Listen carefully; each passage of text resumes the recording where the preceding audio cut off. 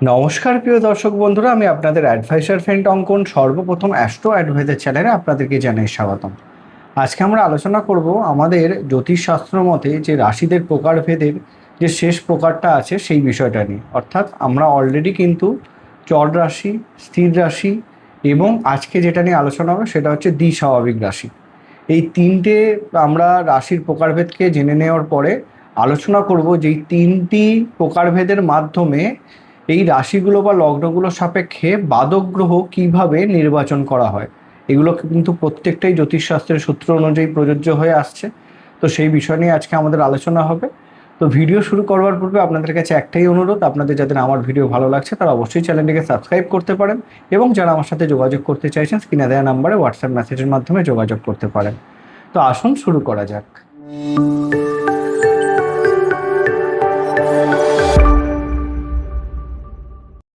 আগের ভিডিওতে আমরা কিন্তু অলরেডি চর রাশি কোনগুলো, স্থির রাশি কোনগুলো জেনে গেছি। আমি তবুও আবার একবার রিপিট করে দিচ্ছি। মেষ, কর্কট, তুলা এবং মকর হচ্ছে চর রাশি, যাদের স্বভাবগত বৈশিষ্ট্য নিয়ে অলরেডি আলোচনা হয়ে গেছে। এবং তার পরবর্তীতে কিন্তু বৃষ, সিংহ, বৃশ্চিক এবং কুম্ভ কিন্তু হয় স্থির রাশি, এদের স্বভাব স্থির। আজকে আমাদের আলোচনা কি হবে? স্বভাব রাশি নিয়ে, মানে ডুয়াল মেন্টালিটির রাশিগুলো নিয়ে। দেখুন, জ্যোতিষশাস্ত্র এই বিষয়গুলোকে কেন ভাগ করেছে, কেন যখনই আপনি ধরুন জ্যোতিষশাস্ত্র শিখছেন বা কারো জন্মকুষ্ঠী দেখছেন, তার স্বভাবগত বৈশিষ্ট্য জানতে গেলে এই বৈশিষ্ট্যগুলো জানা কিন্তু ভীষণভাবে দরকার। যে একটা চর রাশির মানুষের মনের মধ্যে কি চলছে, একটা স্থির রাশির মানুষের মনের মধ্যে কি চলছে, একটা দ্বিস্বাভাবিক রাশির মনের মধ্যে কি চলছে, এগুলো জানা কিন্তু অবশ্যই দরকার। তো এই ফ্যাক্ট অনুযায়ী আজকে আমাদের আলোচনার বিষয় দ্বিস্বভাব রাশি। দ্বিস্বভাব রাশি কোনগুলো? মিথুন, কন্যা, ধনু এবং মীন। দুটো বুধের রাশি আর দুটো কিন্তু বৃহস্পতির রাশি। যদি আমরা সেই অর্থে এই বিষয়গুলোকে কানেক্ট করে নিই, তাহলে সেক্ষেত্রে চলে আসছে মিথুন, যার কিন্তু স্বভাবের মধ্যে আমরা দ্বিস্বভাব গুণটা পরিষ্কার করে দেখতে পাই, সব থেকে বেশি করে আসে, কারণ এটা বায়ুতত্ত্বের রাশি হয়। আমি বিষয়গুলোকে বুঝিয়ে বলবো আপনাদেরকে। কন্যা, এর ক্ষেত্রেও কিন্তু দ্বিস্বভাব গুণ ভালো রকমভাবে দেখা যায়। এটা কিন্তু পৃথিবী তত্ত্বের রাশি। এরপরে চলে আসছে ধনু, যারও কিন্তু স্বভাবের ক্ষেত্রে আমরা দ্বিস্বভাব মনোভাবটা দেখতে পাই, এটা কিন্তু অগ্নিতত্ত্বের রাশি। এবং সর্বশেষ হচ্ছে মীন, যেটাও কিন্তু হিসাব মতো দ্বিস্বভাব হিসাবে যাকে ধরা হয়, যার কিন্তু তত্ত্ব জলতত্ত্ব। আপনি বিষয়টাকে খুব ভালো করে যদি দেখেন, চারটে জলতত্ত্বের রাশি, চারটে অগ্নিতত্ত্বের রাশি এবং চারটে পৃথিবী তত্ত্বের রাশি নিয়ে আমাদের এই 12টা রাশি। তার মধ্যে মেষ হচ্ছে অগ্নিতত্ত্ব কিন্তু চর, আবার সেম ধনু হচ্ছে অগ্নিতত্ত্ব কিন্তু সে দ্বিস্বভাব, আবার সেম সিংহ হচ্ছে স্থির কিন্তু সেও হচ্ছে অগ্নিতত্ত্ব। তার মানে প্রত্যেকটা তত্ত্বের মধ্যেই এইরকমভাবে ভাগ করা আছে। মানে আপনি যখন ধরে নিলেন কারোর মেষ রাশি, সে অগ্নিতত্ত্বের, মানে তার মাথা গরম হবে, তার মাথা গরমটা কী হবে? চট করে হবে, আবার চট করে থেমে যাবে। আবার সিংহ রাশির ক্ষেত্রে কি হবে? তার মাথা গরমটা কিন্তু মাথা গরম হয়েই থাকবে। আমি এক্সাম্পলের হিসাবে বোঝাচ্ছি। আবার ধরে নিন, এবং সেম অগ্নিতত্ত্ব হচ্ছে ধনু, দ্বিস্বভাব, মাথা গরম করতে করতেও তাদের মধ্যে ধরে নিন ঠান্ডা হয়ে যাবে বা হেসে ফেলবে, এরম ধরনের একটা দ্বিস্বভাব চলে আসবে। তো এই মেন্টালিটিগুলো বোঝার জন্য কিন্তু জ্যোতিষশাস্ত্র এই সহজভাবে সূত্রগুলো দ্বারা আমাদেরকে বোঝানোর উদ্দেশ্যে কিন্তু এইগুলো করেছে। তাহলে আজকে আমরা পেয়ে গেলাম কি, যে দ্বিস্বভাব রাশি কোনগুলো। দ্বিস্বভাব রাশির যে সবথেকে বেশি, সবথেকে যে গুণগুলো, এই কারণে এদেরকে দ্বিস্বভাব বলা হয়। দেখুন, অ্যাকচুয়াল ব্যাপার হয়ে যাচ্ছে, চর রাশি ও স্থির রাশি গুণের দুজনেরই কিন্তু মিশ্রণ এদের মধ্যে দেখা যায়। চর রাশি কি, যে কোনো জিনিসকে শুরু করে, আর স্থির রাশি সেটাকে বহন করে। এদের কাজ হচ্ছে কি, চর আর স্থির দুটো গুণের মিশ্রণ, মানে শুরু থেকে নিয়ে যাওয়ার পথ যেটা, সেই পথটার মধ্যিখানের পথটাকে কিন্তু আমরা দ্বিস্বভাব রাশি হিসাবে ধরবো। যে কোনো ক্ষেত্রে এদের মধ্যে কিন্তু দু রকমের মনোবৃত্তি সর্বদাই লক্ষ্য করা গেছে। গতিও এদের মধ্যে থাকে, আবার ধৈর্য এদের মধ্যে থাকে। মানে গতির বিষয়টাও থাকে, পরিবর্তন করা, অ্যাডজাস্ট করা, এদের মধ্যে এই গুণটা, এই প্রকৃতিটা সর্বদাই কিন্তু বিদ্যমান থাকে। মানে যে কোনো বিষয়ের সাথে অ্যাডজাস্ট করে নেওয়ার ক্ষমতা সব থেকে বেশি করে থাকে, কেন পরিবর্তন এদের কাছে কোনো সমস্যার নয়। একটা মানুষ সব থেকে বেশি করে, এটা মিথুন রাশির ক্ষেত্রে আপনি দেখতে পাবেন, এক তো দ্বিস্বভাব প্লাস বায়ুতত্ত্ব, খুব কাঁদছে, কাঁদতে কাঁদতে হঠাৎ করে হেসে ফেললো, এরকম মানুষকে আপনারা দেখেছেন? তো এইটা হচ্ছে দ্বিস্বভাব প্লাস বায়ুতত্ত্ব। খুব হঠাৎ করে তাদের মেন্টালিটির মধ্যে পরিবর্তন, ভীষণ রেগে আছে, ভীষণ ধরুন মারপিট করছে, হঠাৎ করে সেখান থেকে বেরিয়ে হাসা শুরু করে দিল, মানে খামখেয়ালি মনোবৃত্তি, এই বিষয়টা কিন্তু এই সকল মানুষের মধ্যে দেখা যায়। অবশ্যই এই মানে দ্বিস্বভাব রাশির ক্ষেত্রে সব থেকে বেশি করে প্রযোজ্য হয়ে যায় এই বিষয়টা। এবং তারপরে যে পয়েন্টটা দেখুন, নমনীয়তা ও অভিযোজনের ক্ষমতা, তো এই ক্ষমতাটা এদের মধ্যে থাকবেই। কেন থাকবে? তার কারণ হচ্ছে এরা অত্যন্ত নমনীয়ত হয়, এবং যেহেতু ধরে নিন দুটো দুটো মানে দুটো এখানে চর ও স্থির রাশির গুণের মিশ্রণ যেহেতু থাকবে, সেক্ষেত্রে এদের মধ্যে যে কোনো নতুন পরিবেশে যাওয়া, যে কোনো স্থান পরিবর্তন করা, এইগুলো এদের কাছে কোনো ব্যাপার নয়। যে কোনো পরিস্থিতির মোকাবিলা করবার ক্ষমতা এদের সব থেকে বেশি করে থাকে। এইটা আমরা সব থেকে পজিটিভলি ধরতে পারি যে যে কোনো পরিস্থিতিতে সহজে গিয়ে মানিয়ে নেওয়ার ক্ষমতা দ্বিস্বভাব রাশির মধ্যে থাকে। অনেক মানুষই আছে দেখবেন এক জায়গা থেকে অন্য জায়গায়, যেটা আর কি ন্যাচারালি স্থির রাশির ক্ষেত্রে আমরা ধরে থাকি যে স্থির রাশির মানুষরা কিন্তু খুব সহজে পরিবর্তনটাকে পছন্দ করে না।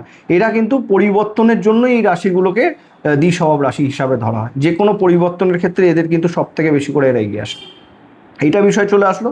মানসিক দ্বৈততা, এই জায়গাটা কিন্তু একটা রাশি, ধরুন আমি হয়তো চর রাশি বা স্থির রাশির ক্ষেত্রে এত ভালো ভালো পয়েন্ট বলিনি, কিন্তু এর ক্ষেত্রেও ভালো ভালো পয়েন্ট বললাম, এরও কিন্তু নেগেটিভিটি আছে। সব থেকে নেগেটিভিটি কি? দ্বিস্বভাব যখনই হবে তখন সে কিন্তু ভীষণ কনফিউশনে ভুগবে। একদম যখন ধরে নিন ফাইনাল ডিসিশন নেওয়ার সময় আসবে, তখন এই সকল মানুষরা কিন্তু ঘাবড়ে যায়, কনফিউশনে ভোগে, ডিসিশন নিতে পারে না। এই সমস্যাটা কিন্তু এদের সর্বদাই দেখা গেছে। তবে সব কিছু নেগেটিভ তো ধরলে হবে না, এদের চিন্তাভাবনার মধ্যে যেরকম পরিবর্তনশীলতা আছে, এরা কিন্তু দুটো কাজকে একসাথে, একাধিক কাজকে একসাথে করবার ক্ষমতা রাখে। মানে ধরে নিন মেষ রাশির ক্ষেত্রে ধরুন চর রাশি যারা, তারা কাজটাকে শুরু করে খুব তাড়াতাড়ি শেষ না করতে করতে অন্য একটা কাজে চলে গেল। স্থির রাশিকে একটা কাজ কমপ্লিট করবে তবেই তারপরে যাবে। আর দ্বিস্বভাব রাশির মধ্যে এই গুণটা থাকে কি, তারা দুটো কাজকে একসাথে কন্টিনিউ করবার ক্ষমতা রাখে। এই বিষয়টা কিন্তু এদের মধ্যে, মানে এক কথায় বলা যেতে পারে মাথায় এদের ভীষণ ফ্রাপ হয়। মানে এক কথায় বলা যেতে পারে যে এই সকল মানুষের মধ্যে পরিবর্তন করবার ক্ষমতা কিন্তু ভীষণ পজিটিভলি থাকে। সংক্ষেপে যদি বিষয়টা আমরা বুঝি, যারা ধরে নিন মিথুন, কন্যা, ধনু বা মীন রাশির জাতক জাতিকা হন, তাদের জীবনের বা মানসিকতার পরিবর্তনের সাথে মানিয়ে নেওয়ার একদম খুব সহজাত ক্ষমতা সর্বদাই বিদ্যমান থাকে। এই বিষয়টা কিন্তু সর্বদাই এই সকল মানুষের মধ্যে থাকে। অ্যাডজাস্ট করবার ক্ষমতাও থাকে। তবে ফাইনাল ডিসিশনের ক্ষেত্রে এরা একটু নিজেরা ঘাবড়ে যায়। মানুষকে অ্যাডভাইস দেওয়ার ক্ষমতা ভীষণ ভালো থাকে, কিন্তু নিজের ক্ষেত্রে সেটা অ্যাপ্লাই করবার সময় এরা প্রবলেমে পড়ে যায়। এই বিষয়টাও কিন্তু এদের মধ্যে লক্ষ্য করা গেছে। তবে কি একটা দয়ালু, এদের মধ্যে দয়ালু মানে দয়া ভাবটা সব থেকে বেশি করে থাকে এই সকল মানুষের মধ্যে। কেন বলুন তো? আপনি রেগে আছে, মারাত্মক রেগে আছে, তার কাছে ক্ষমা চেয়ে নিলেন, সঙ্গে সঙ্গে সে আপনাকে ক্ষমা করে দেবে। এরকম ধরনের একটা কিন্তু মেন্টালিটি চলে আসে। আর প্রত্যেকটা মানে রাশির প্রকারভেদের সাথে যেন মানে আমি ঋতু পরিবর্তনের বিষয়টা আপনাদেরকে বুঝিয়ে বলেছিলাম, সেমভাবে এই ক্ষেত্রে আমি বলে দিচ্ছি। দেখুন, মেষে সূর্যের গোচরের ফলে আমরা জানতাম চর রাশির ক্ষেত্রে সূর্য যখন মেষে গোচর করে তখন গ্রীষ্ম শুরু হয়। তো সেখান থেকে সেই গ্রীষ্মটা চলতে থাকে যখন সে স্থির রাশি দিয়ে গোচর করে, অর্থাৎ বৃষতে। তারপরে যখন সেই স্থির মানে গ্রীষ্ম থেকে বর্ষার দিকে যায়, মানে যখন সূর্য কর্কটে আসে তখন বর্ষা শুরু হয়, সেটাই আমরা আলোচনা করেছিলাম। তো এবার হচ্ছে কি, বর্ষা গরমটা কিন্তু বৃষ রাশিতে সূর্যের গোচর তখন স্থির থাকছে। যখন সূর্য মিথুন রাশিতে গোচরে আসবে তখন কিন্তু আস্তে আস্তে বর্ষা মানে গরম আর বর্ষা দুটোই একসাথে চলবে। একদম প্রপার কর্কটে যখন সূর্য চলে আসে তখন কিন্তু বর্ষা শুরু হয়ে যায়। তাহলে ঋতুর পরিবর্তনের ক্ষেত্রে সব থেকে গুরুত্বপূর্ণ ভূমিকা পালন করে ধরে নিন দ্বিস্বভাব রাশিগুলো।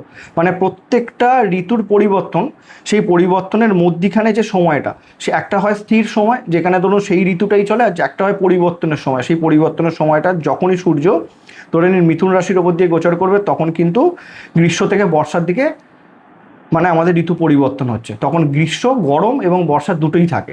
সেমভাবে দেখবেন যে যখন ধরে নিন আমি বলেছিলাম যে তুলা রাশিতে যখন কিন্তু সূর্যদেব গোচর করে তখন শুরু হয় শরৎকাল। তো সেই শরৎকালটায় মানে যদি আমরা সেই অর্থে দেখি বর্ষা থেকে শরতে আসছে, তো সেই বর্ষা থেকে পরিবর্তনের সময়টা যখন সূর্যদেব এখানে কন্যা রাশিতে গোচর করে, মানে আশ্বিন মাস, যেখানে বলা হয় যে দেখবেন আপনারা তো এইগুলো খুব ভালো করে বুঝবেন। আমরা ছোটোবেলায় আমি পড়েছিলাম একটা, যাই হোক, তো এই একটা সময় যেখানে আকাশে বলা হয় মা এক চোখেতে হাসতে থাকে আর এক চোখেতে কাঁদে। মানে হঠাৎ করে বৃষ্টি আবার হঠাৎ করেই রোদ। তো এই যে সময়টা, এই সময়টা দেখবেন কিন্তু আমাদের আশ্বিন মাসের আকাশে হয়ে থাকে। এটা হচ্ছে সূর্য তখন কন্যা রাশিতে গোচর করে। তো সেই কারণে এই পরিবর্তনটা দেখা যায়, মানে দুটোই একসাথে চলছে, বৃষ্টি প্লাস রোদ। এই বিষয়টা আপনারা প্রত্যেকে লক্ষ্য করেছেন। তখন কিন্তু সূর্য কন্যাতে গোচর করে, যেহেতু পৃথিবী তত্ত্ব এই ক্ষেত্রে এটা স্টেবল বেশি হয়। এবং তারপরে যখন ধরে নিন সূর্যদেব ধনুতে গোচর করে তখন কিন্তু হয় আমরা যেটা জেনেছিলাম, মানে মকরে যখন গোচরে আসে তখন পড়ে যায় শীত। ঠিক ধরে নিন শরৎ থেকে শীতের যে পরিবর্তন সেই সময়টাতে কিন্তু সূর্যদেব থাকে ধনু রাশিতে। হালকা ঠান্ডা হালকা গরম যেই সিচুয়েশানটা আমরা ধরে নিন বুঝতে পারি। এবং সেমভাবে কিন্তু আমরা দেখেছি যে সূর্য যখন মেষ রাশিতে গোচরে আসে তখন হয় গরম, তো শীত থেকে গরমের যে পরিবর্তনটা যখন সূর্য মীন রাশিতে গোচর করে তখন আসে। গরমও নয় শীতও নয়, দুরকম নাতিশীতোষ্ণ একটা আবহাওয়ার ভাব সেই সময়টাতে আমরা লক্ষ্য করি। তো এইভাবে কিন্তু জ্যোতিষশাস্ত্র কিন্তু সহজ, যদি আমরা খুব সহজে বুঝতে পারি। এইভাবে যেহেতু ঋতুর পরিবর্তন হচ্ছে, তার মানে এই বিষয়গুলো খুব সহজভাবে যদি বোঝেন, দেখুন সূর্যের রাশি পরিবর্তনের সাথে বাংলার মাস পরিবর্তন, সূর্যের রাশি পরিবর্তনের সাথে কিন্তু আমাদের ঋতুর পরিবর্তন, প্রত্যেকটা কিন্তু ওতপ্রোতভাবে জড়িয়ে জ্যোতিষশাস্ত্রের ব্যাখ্যার সাথে। তো এই বিষয়গুলো যদি আপনারা খুব সহজে বুঝতে পারেন, দেখবেন জ্যোতিষশাস্ত্র বোঝাটা খুব সহজ হয়ে যাবে। এর পরবর্তী ভিডিও যেটা সবথেকে গুরুত্বপূর্ণ, জ্যোতিষশাস্ত্র মতেই চর রাশি, স্থির রাশি এবং দ্বিস্বাভাবিক রাশিকে প্রকার করে, মানে আলাদা করে এই রাশিগুলোর সাপেক্ষে বাদক গ্রহ কোনগুলো এবং কেন তারা বাদক ভূমিকা পালন করে, সেই বিষয়টা নিয়ে কিন্তু আলোচনা হবে। পরবর্তী ভিডিওটা সবথেকে গুরুত্বপূর্ণ। তো আশা করি আজকে আমি আপনাদেরকে ভিডিওটা বোঝাতে পেরেছি। যদি ভালো লেগে থাকে তাহলে অবশ্যই চ্যানেলটিকে সাবস্ক্রাইব করবেন এবং ভিডিওতে লাইক দেবেন। দেখা হচ্ছে পরবর্তী ভিডিওতে। সবাই ভালো থাকবেন, নমস্কার।